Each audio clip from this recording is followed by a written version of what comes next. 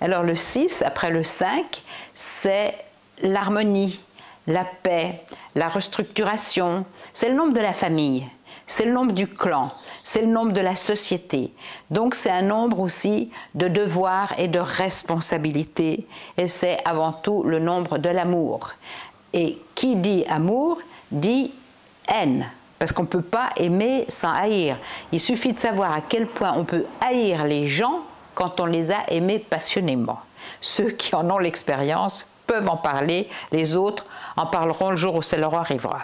Donc en fait, ce 6, c'est un nombre très harmonieux puisque c'est l'union des deux triangles de la matière qui s'étire vers le ciel ou du ciel qui descend vers la terre.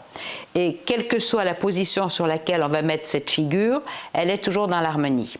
Donc le 6 implique une notion d'esthétique, d'amour, de paix et d'harmonie, mais donc aussi de guerre, de conflit, d'irresponsabilité et de chaos.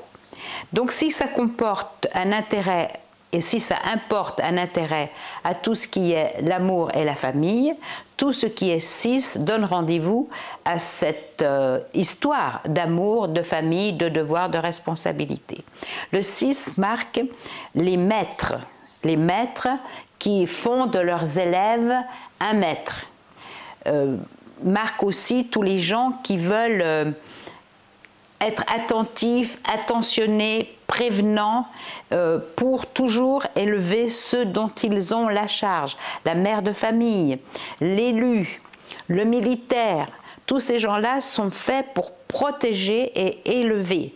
Mais quand les parents sont irresponsables, c'est le chaos.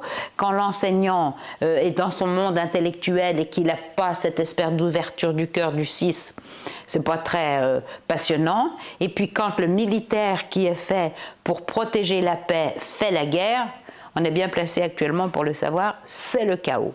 Donc rien n'est ni bon ni mauvais.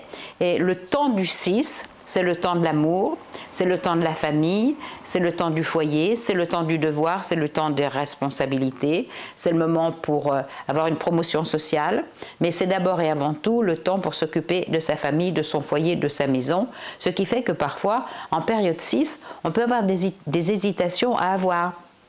Moi, j'ai une de mes amies qui a très haut poste, qui avait un très haut poste et qui a toujours d'ailleurs un très haut poste dans une banque française et qui, alors qu'elle venait d'avoir son deuxième enfant, avait la possibilité d'une promotion qui la faisait partir 3 ou 4 jours par semaine de chez elle. Elle m'a demandé ce que j'en pensais. Et en bonne numérologue, en année 6, je lui ai dit « la priorité, c'est ta fille.